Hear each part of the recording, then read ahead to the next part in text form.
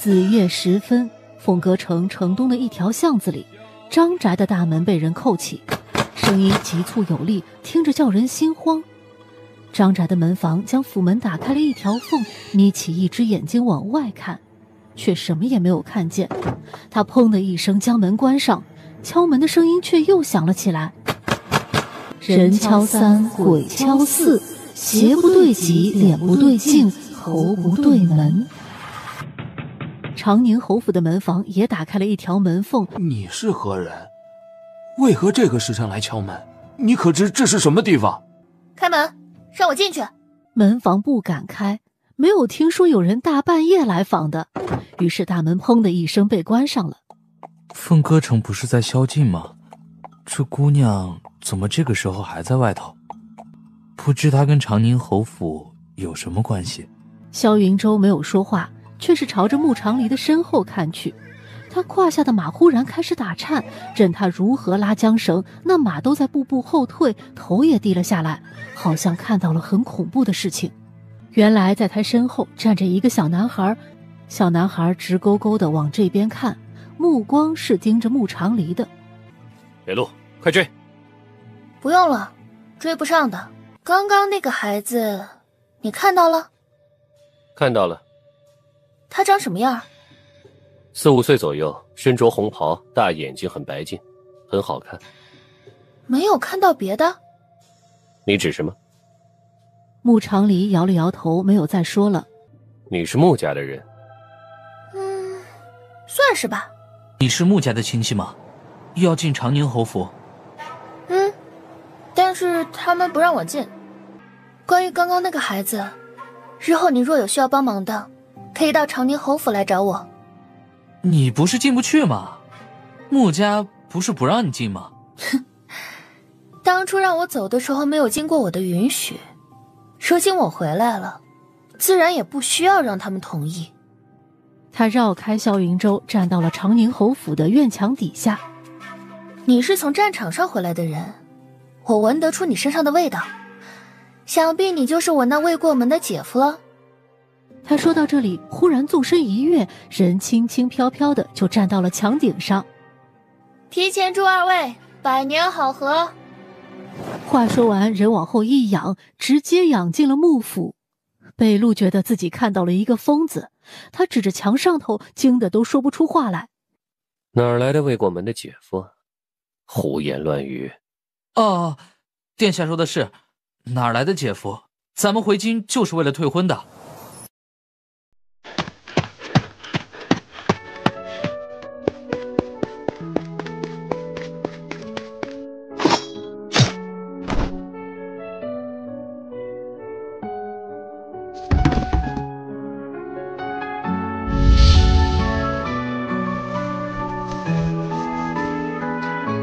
长宁侯府除了老夫人以外，全员恶人。这就很有意思了。殿下，这个孩子已经死了至少1个月了。本王昨天夜里还见过这个孩子，就在凤歌城内一处巷子里。那不可能，殿下定是认错了。您看，这尸体虽然还未腐烂，但也是因为天冷的原因。今年入冬早，天气早早就冷了下来，又下过几场雪，这孩子被雪盖着，尸体才保存得相对完好。但咱们验尸并非只验表面，在下仔细查验过，种种迹象都表明这个孩子死于1个月之前，而且尸体是在城外5里处发现的，并不是在城内。也就是说，殿下昨天夜里断不可能在城内见过他。仵作说到这里顿了顿，思量过后又补充道：殿下在边关多年，见过的死人也是大把。其实殿下您只要仔细看看，应该不难看出这孩子真正的死亡时间。萧云舟眉头紧拧着，仵作说的没有错，他是看得出这尸体死了得有1个月了。可是本王昨天夜里确实看见他了，绝对不会有错。特别是他怀里抱着的东西，昨夜他就是这样抱着，就站在本王和罢了，去查查看有没有哪户人家报案丢了孩子，这孩子穿得不错，不像是穷人家的。他从尸体怀中将卷轴抽了出来。哎，怎么了？回殿下，之前我们试了很多次，都没法把这东西从尸体上移开，不知为何殿下随手一拿就拿起来了。萧云舟没有多想，只是将卷轴展开来看。这幅画有问题。但更有问题的还是面前这具尸体。关于京中近半年诡案连发一事，他从西关回京这一路上也了解了一些。萧云舟从来是不信鬼神之说的，出入战场的人基本都是无神论者。可是眼前这具尸体和昨天夜里出现在街上的那个孩子，让他一直以来的立场开始动摇。堂堂侯府商务就吃这个，堂堂侯府嫡女就给我吃这个。穆青云平日里的午膳是什么规制？几菜几汤几荤几素，米是新米还是陈米？菜是放盐还是不放盐？午膳6菜1汤，4荤2素，米自然得是新米，那菜不放盐还能吃吗？穆长礼懂了，所以只是不给他吃好的。带我去一趟大厨房吧，我对今日的午膳不是很满意，得让他们重做。等到了大厨房时，穆长礼看到了一个熟人，正是给他送饭的那位。你说说，这谁能证明她就是二小姐啊？京城也没人知道二小姐长什么样子呀，总不能随随便便来一个人就说自己是二小姐吧？居然还敢霸占大小姐的天武轩！那个天武轩是什么地方？整个京城除了皇宫，再难找出同样好的院子来。那是他说占就占了的，我看呐，他是疯了。哎，芙蓉姑娘，您怎么亲自过来了？是不是大小姐有什么吩咐？不是大小姐，是她要来。我的午膳规制为何跟穆青云的不一样？你还想跟大小姐一样？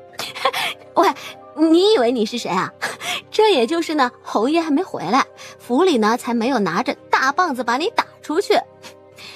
到时候呢，等侯爷回来了，证实你根本就不是二小姐，你看这侯府你还待不待得了？再说了，就算你真的是二小姐，那又如何呢？害死了先夫人，仅凭这一项罪名，就够你死个10次8次了，还妄想要什么嫡小姐的待遇？我呸！这府里啊，只能有一位嫡小姐，你算个屁！你呢？给不给我做饭？你确实没有资格跟大小姐享用一样的午膳，府上没有下令饿死你，已经是善举了，莫要不识好歹。你们呢？有没有人愿意给我做饭的？那些人看了看他，又看了看那个婆子，虽然没有敢吱声的，但是也纷纷往后退了半步。这意思就是不做了。可你们是大厨房的人，大厨房的人不做饭，那留着还有何用呢？从前这个家是什么样的我不管，如今我回来了，有些规矩就得依着我的来。既然家里的大厨房不能给我做饭吃，那就谁都不要吃了。一家人嘛，有福就该同享。他开始在大厨房里转悠，很快就相中了灶坑里的一根烧了一半的木柴。他将木柴捡了出来，直接放了一把火，把大厨房给点了。快跑啊！快跑！再不跑就要被烧死了！所有人都跑了出去。很快穆长礼也出来了，但是大厨房没了。杀人偿命，这是因果。所有人都吓傻了。我这个人呢，一向恩怨分明。那个丫鬟以下犯上不给我正经饭菜吃，还在背后讲究我就要处罚他。当然，若论这个，他罪不至死，但他手里握了人命。这座府里很多人手里都握了人命，你回去跟他们说，因果循环，报应不爽，善有善报，恶有恶报，不是不报，时候未到，时候一到，一切全报。老夫人那边已经派人往平县去了，应该是为了堵平县人的嘴。毕竟一个姑娘家一个人跑出来，谁也不知道途中发生过什么。万一有人嚼舌根子，那说的话可就不好听了。不是说人已经做掉了吗？传消息回来的人说，发现二小姐从平县跑了之后，就一路追了上去。当时下了死手，直接将人打下了山崖。那山崖很高，常有野兽出没，掉下去定然尸骨无存。而且打落山崖之前，还被淬了毒的刀划伤了手臂，按说万无一失。万无一失？那睡在天武轩的是个什么东西？他是谁啊？次日天刚亮，穆江棉又去上朝了。府里下人端了早膳来给穆长黎，不但饭菜像样，来送饭的丫鬟也懂事知礼。二小姐，为何叫我二小姐？您不就是二小姐吗？可是并没有人认，早晚都是要认的。多谢二小姐处置了杀人凶手，奴婢给二小姐磕头了。死在那个大丫鬟手里的是你什么人啊？死在她手里的是我的姐姐，但是府里没有人知道我们是亲姐妹。去年6月，我们被卖进长宁侯府，人牙子嘱咐我们不要把是亲姐妹的事情说出来。京城官邸里水太深了，一个不小心出了错，很有可能祸及对方。我们牢记人牙子的话，这才让我免遭一难。杀人的是大夫人院子里的丫鬟，心狠手辣，专门为大夫人处理这些事情的。你的姐姐犯了什么错？没犯错，只是听到了些不该听到的事情。可是姐姐没有把听到了什么说出来。她说主子的事少知道一点就能多活一天。她早有预感自己可能活不成了，果然第2天就传来了她的死讯，说是雪天地滑，摔了一跤，碰巧磕到了头。可是姐姐尸体被抬走的那天，我看到她嘴角带着黑血，分明是中毒。小丫鬟说完这些，又冲着穆长黎磕了几个头，然后起身，头也没回的走了。今日穆江棉回来的早，回府之后立即将穆长黎叫到了百花堂。穆江黎到的时候，百花堂里已经有很多人了。不管她是不是二小姐，我就想知道她是不是疯了，竟敢火烧大厨房，还把大夫人院里的丫鬟给扔了进去，那可是杀人呐！祖母，坐吧。穆长黎扭头看看，找了一个空座位坐下来。大胆！你见了侯爷和大夫人，为何不行礼？方才不是行过礼了吗？我说的是向侯爷和大夫人行礼。没看见？哼，什么没看见？你分明就是眼里没有侯爷和大夫人。知道你还问？你，哼，果真是没有教养的。是啊，果真是有自知之明的。你是穆长黎？穆江棉说话不带一丝感情，点名道姓，连一声长黎都不肯叫。真要爱妻心切，应该珍惜妻子用命换来的孩子才对。穆江棉这人有问题。长黎，父亲在问你话呢。妹妹，快跟父亲道歉。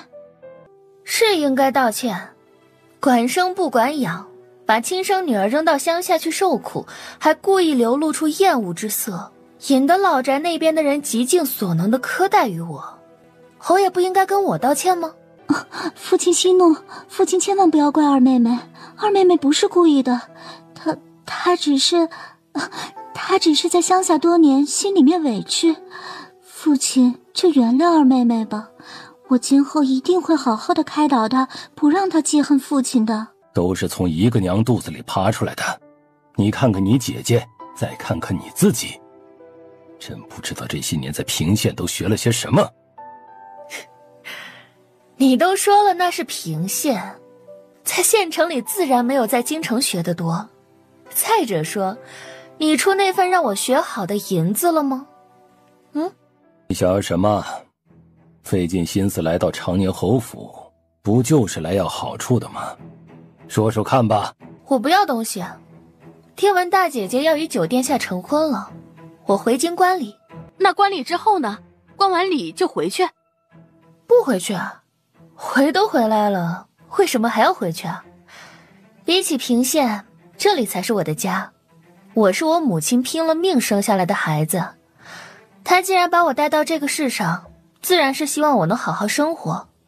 这里是我的家，我哪儿都不去。什么？你不走了，要住下来？怎么，穆家的孩子住在穆府，不应该吗？不是，我不是那个意思，我就是随口一说。如今长离回来了，老身把话摆在这儿，谁若想再把他赶出长宁侯府，那就别怪老身不客气。禀老夫人，侯爷，九殿下到了，九殿下已经进门了，正往这边来呢。穆江棉赶紧站起身来，带着秦庄仪及一众女眷往外头迎。你手臂上的伤如何了？我没事。九殿下在大理寺可还适应？本王若不适应，侯爷能帮本王调动调动？殿下说笑了，殿下说笑了。是你先跟本王说笑的。此番本王奉旨回京镇压妖邪，没想到皇上还为本王赐了婚。本王着实不明白，一个从小没有尽过养育之责的人，是怎么好意思在本王长大后还想要主导本王婚姻的？长宁侯啊，你是不是也不太明白呢？皇上有皇上的打算。那你说说他是何打算？这2天本王常听京中人说起，说本王就要与长宁侯府的大小姐完婚了。本王对此十分诧异。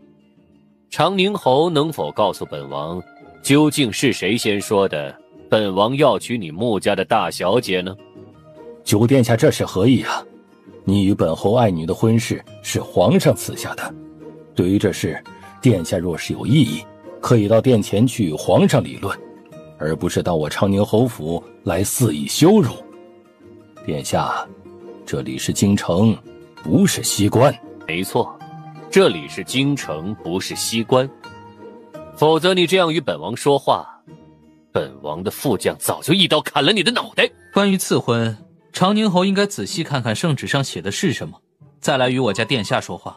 没什么门道了呀，就是普普通通的赐婚圣旨啊。圣旨上只说将长宁侯府嫡女赐婚给九殿下为正妃，却没说是哪个嫡女，也没提青云的名字。大小姐不就是侯府嫡女吗？难不成我们侯府还有2个嫡？话说到这儿，他忽然意识到不对劲了，他目光转向穆长离，惊得张大了嘴巴。确实，穆家是有2位嫡女的，所以九殿下认为那道赐婚圣旨赐的是老身的2孙女。母亲，怎么？你是对老身的话有疑义，还是对皇上的圣旨有疑义？母亲这话是何意啊？是不是在母亲心中从来就没有青云的位置？他也是婉儿留下的孩子，为何母亲从来不疼他？老身是在陈述事实。茶喝完了，本王也该走了。方才穆家许多人出去迎本王，唯老夫人和2小姐没有去。本王身为晚辈，自是不敢找老夫人的后账，便只能劳烦2小姐送上一送，算是补个礼。这人有毛病吧？没去迎你就必须得送你，什么逻辑啊？古代王爷都是这么不讲道理的？那我送送九殿下吧。胳膊上的伤好点没有？没事，快好了。不见得，方才你走路的时候，左臂几乎就没有任何摆动，应该是伤口疼导致的。今年入冬早，天突然就凉了下来，伤口不及时治疗，很容易恶化的。你什么意思啊？我伤口恶不恶化跟你有什么关系啊？你不是我未来姐夫吗？你不去关心我姐姐，跑来关心我做甚？方才说过，圣旨上说的是让本王娶穆家的嫡女，从来没提是哪个嫡女，也从头到尾没写穆青云3个字。何况，那圣旨本王原本也没放在眼里过。西关最好的伤药，你拿去试试。穆家不会给你请大夫的，所以你得自己照顾自己。有事相求吧？确实，有桩案子想请你帮个忙。萧云昭，你身上有骨灰的味道。骨灰？是什么味道？衣裳里面藏了什么？北路看了萧云洲一眼，见萧云洲点了点头，于是将手放下来，从衣裳里取出了一只卷轴。我闻不出骨灰的味道，但这画确实是从死人身上取下来的。萧云洲从侧面看着他，穆长黎认真看画的样子让他十分欣赏。我在帮你做事，你盯着我看干什么？我错了，继续，继续。没什么可继续的，看完了，画的颜料里掺了骨灰，是人的骨灰，所以刚刚我说闻到了骨灰的味道，就来自它。掺了人的骨灰？这是一桩案子，我之所以把画带回来，是因为这桩案子与你我多多少少有一些渊源。他讲起那个小男孩，也说了仵作的验尸结果。你说，是我认错人的面儿大，还是仵作验错尸的面儿大？你俩的面儿都不大。什么意思？这不是一幅画，而是一张状子，东西放在我这儿了。明日一早你来见我，我告诉你该怎么做。当天晚上，长宁侯府闹鬼，姑娘也听到了。啊，你们知道是谁在哭吗？两个暗卫对视一眼，齐齐摇头。芙蓉见跟他二人说不明白，干脆跑到了穆长黎的屋门口。二小姐，二小姐睡着吗？奴婢听到院子里有动静，二小姐屋里有没有事？没事，去睡吧。于是芙蓉回去睡了。两名暗卫见状，也是一闪身，又引到了暗处。哎，你来就来了，站在院子里嚎什么？把府里人都吵醒了，有意思吗？啊？我不是故意的，我就是控制不住的想哭。委屈？嗯。为什么会找上我呀？我也不知道为什么会来找姐姐，但是那天晚上我见过姐姐一次，打那之后就好像冥冥之中有一种指引般将我指向了这里。姐姐能不能帮帮我？唉，我这也是命啊，换了个身份以为能换一种活法，结果还是逃不开这个因果。罢了罢了，你身上怨气过于强烈，没有为祸苍生已是难得，我便度一度你，送你一个好轮回。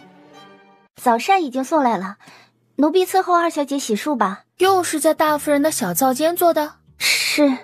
我不喜欢别人院子里做出来的东西，一会儿着人在这天武轩搭个灶间吧，也省得总麻烦大夫人。如果天黑之前灶间盖不好，我就把这天武轩给烧了，然后搬到大夫人的院子去住。芙蓉转身就往外跑，穆长黎笑了笑，哼，果然穆家的人都是经不起吓的。二小姐，九殿下来了，说是想要见您。为何是你来传话？老夫人做主，把奴婢分派到二小姐身边，以后奴婢就是二小姐的贴身丫鬟了。奴婢叫云香，今年14岁，以后就跟着二小姐了。陪我去百花堂。大小姐很喜欢九殿下。这种喜欢是打哪儿来的？他俩以前都没见过吧？是没见过，但随着赐婚的圣旨一道送来的，还有九殿下的画像，以及一个绘声绘色讲述九殿下传说的太监。那个太监在府上讲九殿下讲了3天3夜，从宜妃娘娘有多好看，当年有多受宠开始讲起，一直讲到九殿下在西关如何成为大将军。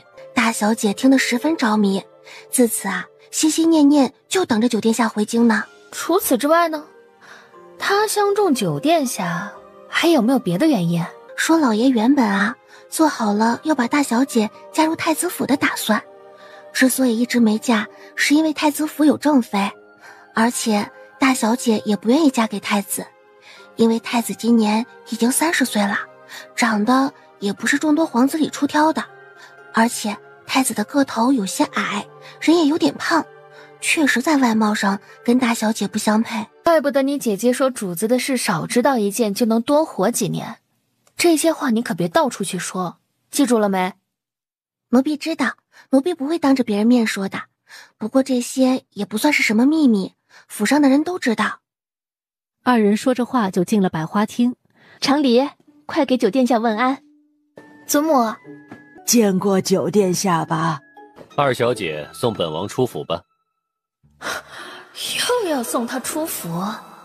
二小姐，昨日说的事，在下来问询了。我会治病，特别是那种怪病，很会治。怪病？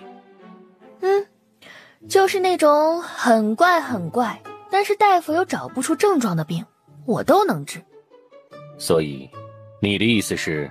就是告诉你一声，你一听一记，知道这个事儿就行。另外提醒你，虽然衙门里有自己的办案手法，但是有些案子倒也不必循规蹈矩去查，有的时候换个角度换个思路，兴许困扰已久的案子就会豁然明朗。萧云舟还想再问些什么，可是穆长黎已经转身走了，经过云香室拉了小丫鬟一把，二人很快走出了他的视线。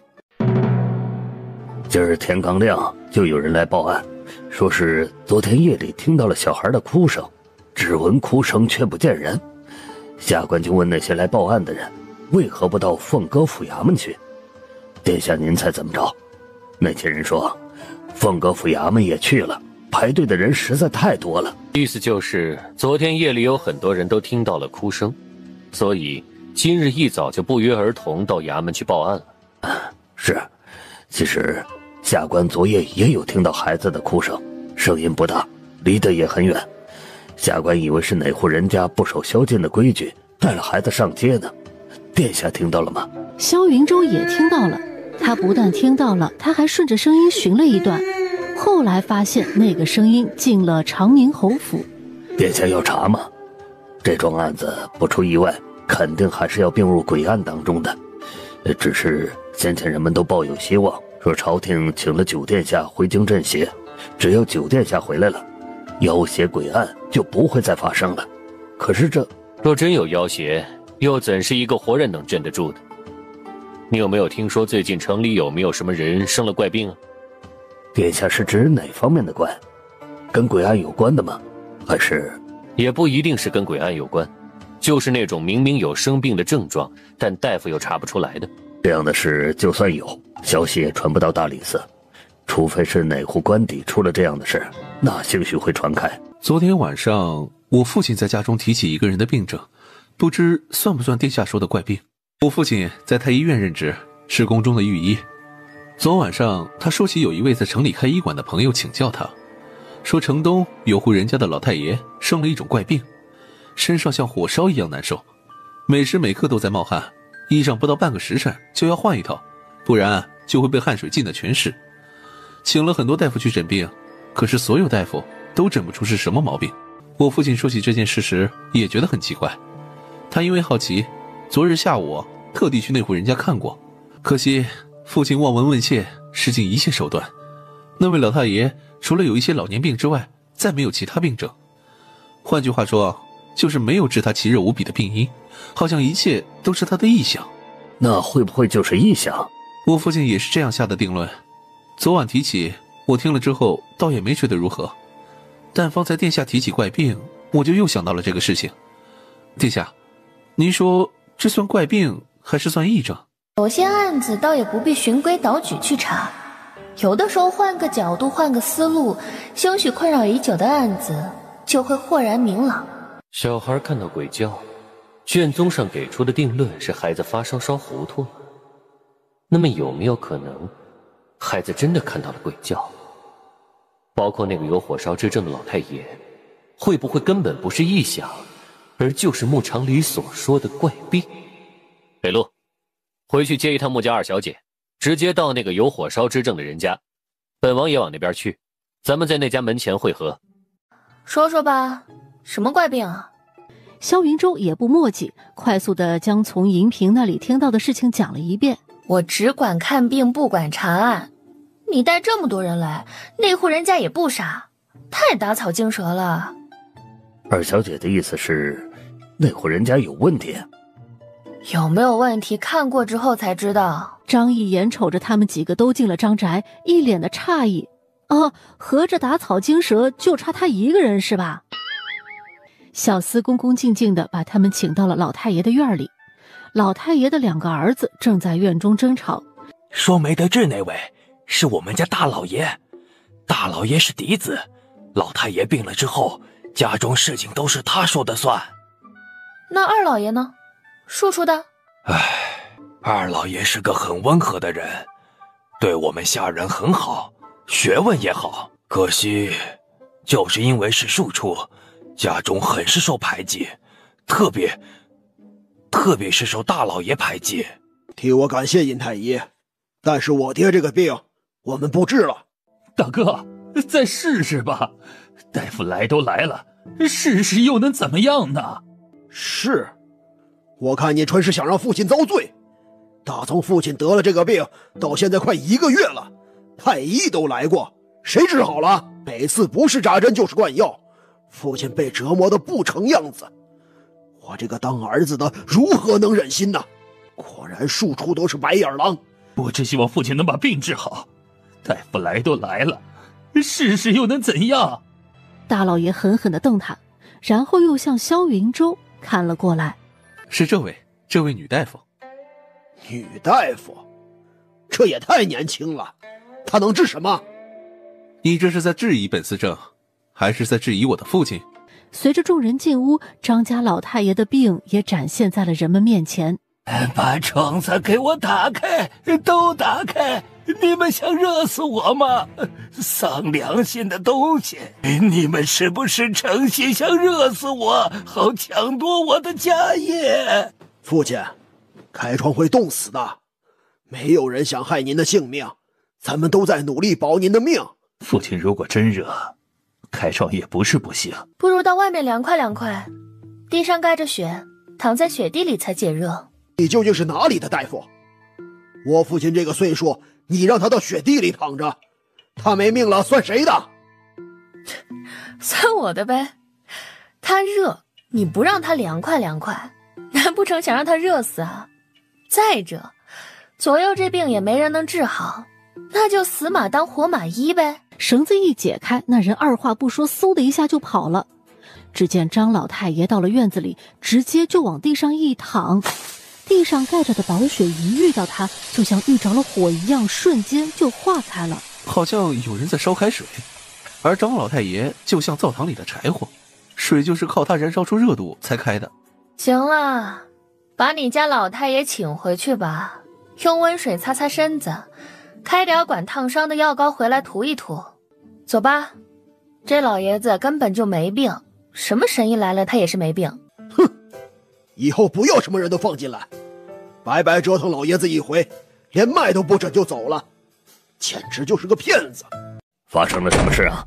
怎么感觉你们是被张家人赶出来的？倒不至于是被赶出来，可是也有点被嫌弃。不过咱们究竟是为什么要来张宅这一趟？总不能真的是为给张老太爷看病吧？大理寺可不管这个。自然不是为了看病，而是为了办案。殿下的意思是，张宅跟咱们的案子有关？呀，忘了问他家那个孩子的事了，说是大老爷的嫡子丢了，不知道找到了没有？可知丢了多久了？也不知道丢了多久，我只是听我父亲提了一句，说张宅最近不太平，大老爷丢了儿子，老太爷这又发了癔症。大理寺那具小孩的尸体跟张宅会有关系吗？要不要联系张家的人到大理寺去认尸啊？我觉得他们家那位大老爷有问题，你怎么说呀？刚才那位老太爷在院子里打滚，你们看像什么？院子里水雾升腾，像是在烧开水。对喽，就是在烧开水。去查吧，灶上的事儿。张家的灶坑实在是令人大开眼界，因为张毅从灶坑里扒拉出来几块骨头。是人的骨头？哎，你们究竟是什么人？私闯民宅，煽动我家东西，我是要报官的。报官？不好意思，我们就是官。看清楚了，眼下站在你面前的这位是新任大理寺卿，也是当今圣上的九皇子西江王殿下。西江王？殿下，草民要告状。灶坑里扒出来的人骨是我大哥的妻子，我的大嫂。那原本是我最心爱的女子，却被我大哥用尽卑劣手段强占为妻。可他不知珍惜，婚后不过3年，便对妻子3日一骂5日一打，就连他们的孩子都可以被府中下人呼来喝去。就因为大哥厌倦了妻子，连带着对那个孩子也不喜欢。你胡说！我没有杀过人，你休得胡言！我没胡说，你强娶了元双，却又不好好待她，宠妾灭妻，为了扶小妾上位，为了让小妾的孩子成为府中唯一的嫡出，你竟将元双狠心杀害。杀人之后，你害怕抛尸被人发现，就将他大卸8块，扔到灶坑里烧火啊！听说你们家丢过一个孩子？那是我的侄子，大哥跟元双的孩子。他没丢，他是死了。可原本他不该死的，是我害了他，都是我害了他呀！自从他入府，多次冲撞正室夫人，日日撺掇大哥扶他上位，编造谣言坏元双名声，终日不停地挑拨离间。终于，大哥在他的迷惑下，对元双下手了。我没有，我只是一个庶子。亲娘早死了，爹爹不疼我，兄长处处看不上我，我还得在这个家里讨生活。我没有办法光明正大的给元双报仇，但我会作画。我偷偷取了灶坑里元双的骨灰，融入了颜料，画了一幅状子。我胆子小，不敢忤逆兄长，只能把画交给小侄子，让他抱着去衙门，希望官府能够有所察觉，继而替元双报仇。可是那孩子被马车撞了，就是他的马车。不是我，我不是故意的，我只是想做大夫人，我想让老爷休妻，可是我没让老爷杀人呢，我也没有故意撞死那孩子，实在是他跑得太快了，马车没控制住，就把他给撞死了。那你为何不报官？你的马车撞死了人，为什么不报官？我不敢，我害怕，我不是故意的，我只是害怕。你撒谎，你就是故意想要撞死他，你还把他带到城外去抛尸，就连元双的死你也有份儿。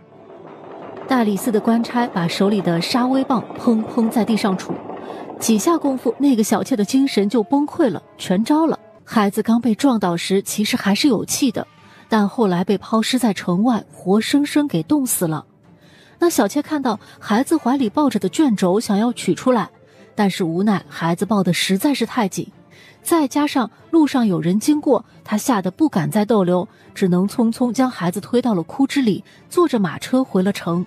整个案子办得干干净净，没有任何令人质疑之处。可是真的没有令人质疑之处吗？参与办案的人都明白，其实是有的。比如说，那男孩怀里抱着的卷轴，为何谁都取不下来，偏偏九殿下能够取下来？再比如说，张家老太爷的火烧之症，为何案子破了之后，症状就自行消失了？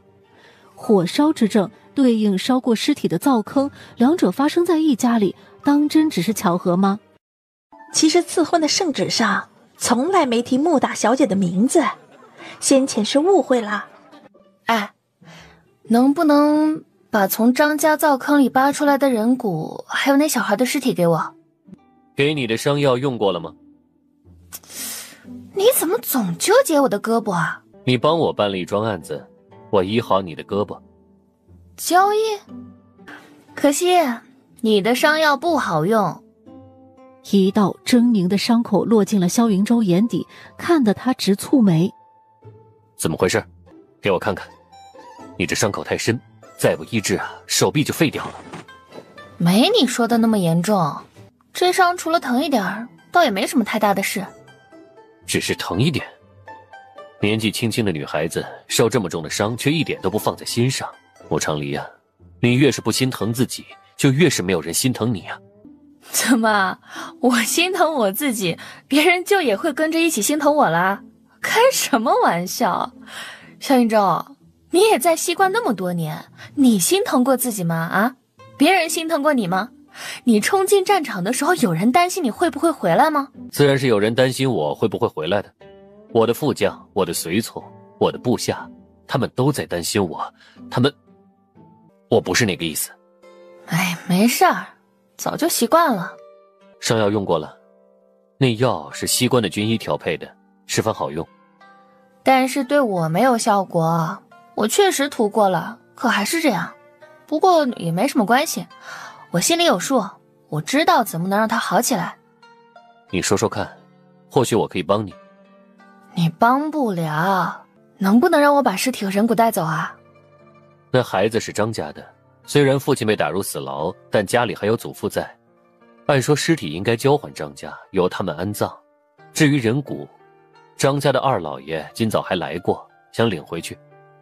我想要，张家人不会管他的，不然丢了1个多月，早就该报官了。那二老爷纵是有心策划了一张诉状，可在孩子遇害之后也没有去报官，可见不是个能拿得起事儿的。萧云舟，你就当做好事儿，把他们给我，我去替他们了一了尘缘，再送他们一个好轮回，行吗？何意？这辈子过得太苦的人，下一世理应过得好一些。城外10里玉带河边，凤尾松下。穆长离认为这个地方风水很好。差个10杯，今日来不及了。一个是横死，一个属于夭折，这杯不立也罢。能记住他们的，会一直记在心里，不拘于形式；记不住他们的，即便立了碑，也不会前来祭奠。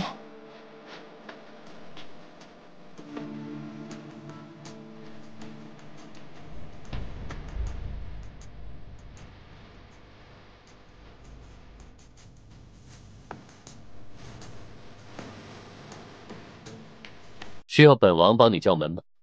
如果幕府不给你开门，本王可以帮你。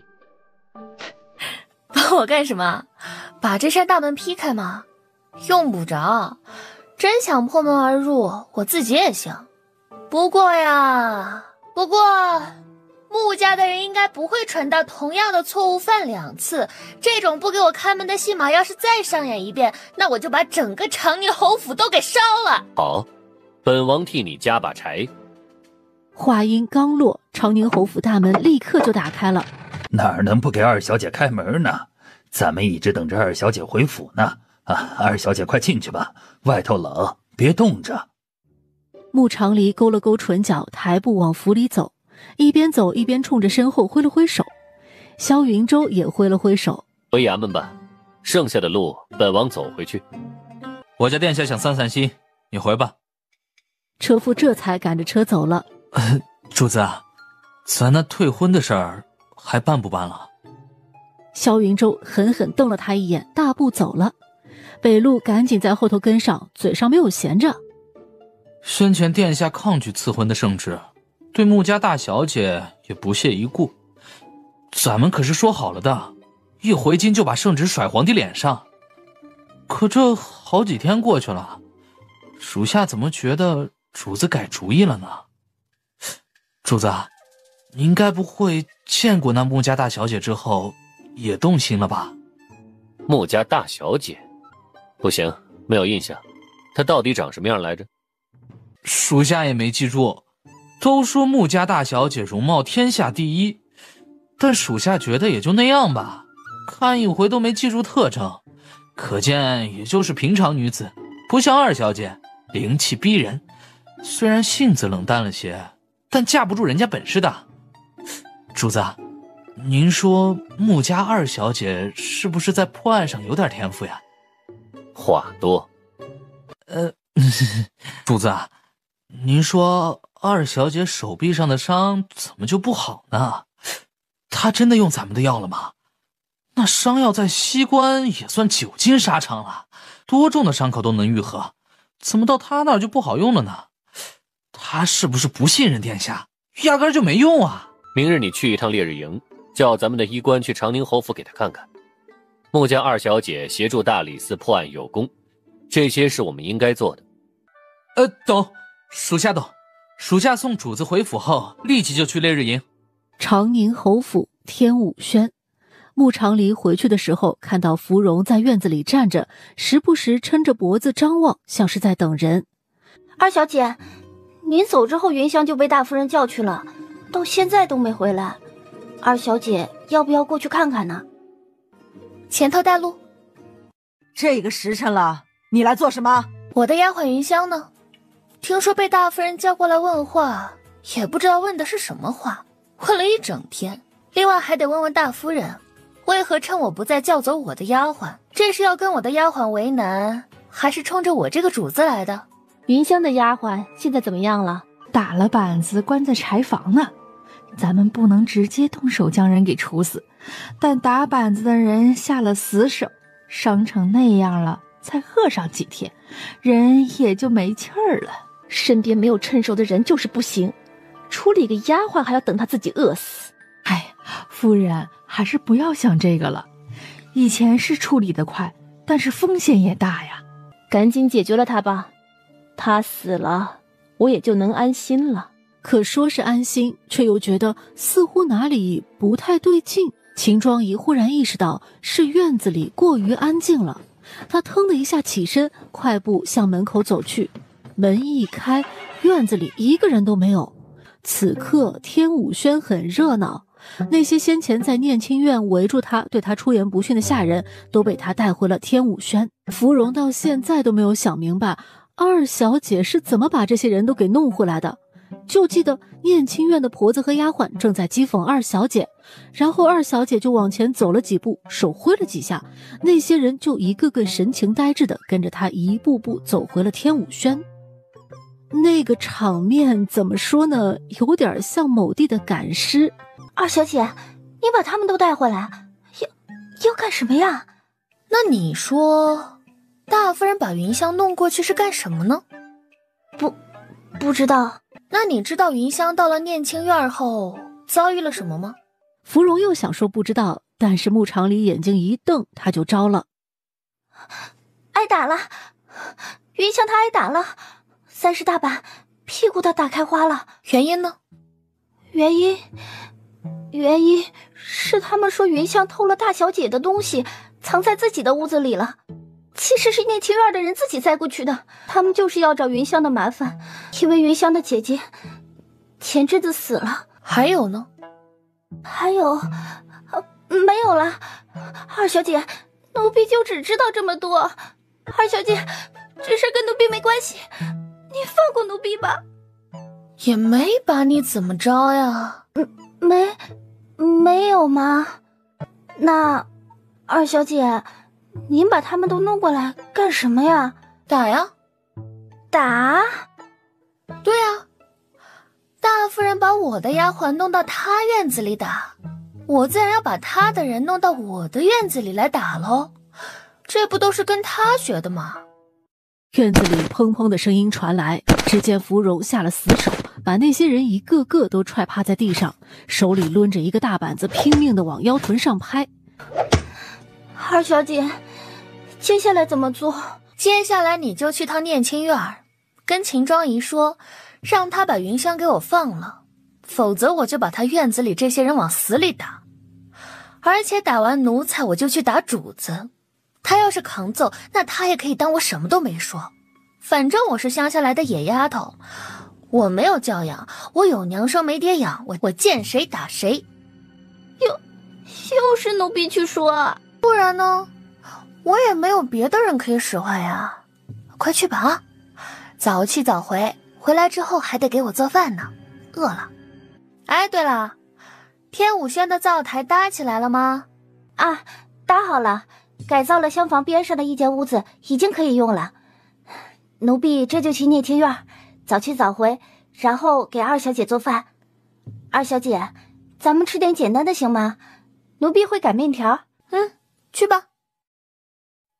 念清院，芙蓉战战兢兢把穆长黎的话说给秦庄仪听。秦庄仪听了之后勃然大怒，他打定主意要跟穆长黎杠到底，不但要把自己院里的奴才给要回来，云香也必须得死。下去吧，我再想想。芙蓉松了一口气，赶紧退出屋子。你说这事儿怎么办？不如这样，老奴再去审审云香，旁敲侧击的仔细分辨他到底知不知道那件事情。如果知道呢，那说什么也要把人给做掉；如果不知道，咱们也没有必要跟二小姐硬来呀。芙蓉说的对，她就是个野丫头，没有教养，行事也没有章法。听说啊，她帮九殿下办了一桩案子，怕是真闹出什么事儿来，这九殿下欠她这个人情，也要替她多说几句好话的。夫人，您占不着便宜。罢了，就按你说的做吧，一定要仔细审清楚，绝不能有任何纰漏。兰花院，崔妈妈也在跟老夫人说着这边的事情。老夫人，要出面帮帮二小姐吗？说起来，云香的丫鬟也是老夫人您做主安排过去的。大夫人这打的不只是二小姐的脸，还有咱们兰花院的脸面。长黎这个孩子看似做事没有章法，没有规矩，但实际上你仔细品品，他做的每一件事都在理上。今日这件事情本就是秦氏挑衅在先，凭什么不让他反抗呢？要依着老身说呀。长黎做得好。老夫人说的是，咱们二小姐确实是好样的，只是老奴担心万一这事儿闹到侯爷那儿去，侯爷本来就不喜欢二小姐，老奴实在是担心二小姐会吃亏。不会的，后宅的事后宅了，要是因为婆子丫鬟的事儿闹到侯爷跟前，那也显得秦氏太没用了。天武轩那边如今也没个可信的人伺候着，今晚你过去吧，陪陪那孩子。是，老奴心里也总惦记二小姐，毕竟当年那么小的一个孩子养在咱们身边，她几乎就是在老奴怀里长大的，怎么可能不心疼？那些人这会儿已经清醒了，结果发现醒了还不如不醒，因为实在是太疼了，又疼又冷，站还站不起来，如同被上了酷刑。钱妈妈，你的屁股都烂了。钱妈妈吓得当场就晕了过去。二小姐有说如何处置吗？说了，可是说还不如不说呢。二小姐说，这些人就让他们在院子里趴着，冻死算他们命不好，冻不死就留着当人质换云香。反正大夫人那边不放云香，二小姐也不放他们。崔妈妈，您说他们会不会都死在天武轩啊？这么多的人都死了，晚上会闹鬼的吧？休要胡说，赶紧把院子打扫干净。不要怕，这件事情不是你的错，大夫人有时身份在先，真要闹起来，怕的人是她。二小姐今晚就好好睡一觉，老奴在天武轩陪您。有老奴在这儿，燕青院不敢造次。不过崔妈妈也没能在天武轩陪一宿，因为在亥时末的时候，云香就被放回来了，人是被抬回来的，已经是半昏迷状态。二小姐，奴婢总算是活着回来了，谢谢二小姐。拿去抓药吧。抓药？现在吗？二小姐，明日再去行吗？京城有宵禁，这个时辰出去会被官府抓的。云香伤得很重，如果不马上去抓药，她可能会死。如果她因为你不去抓药而死了，那责任就在你。你得给他陪葬。去，奴婢不想死，奴婢这就去。我陪你一起去吧。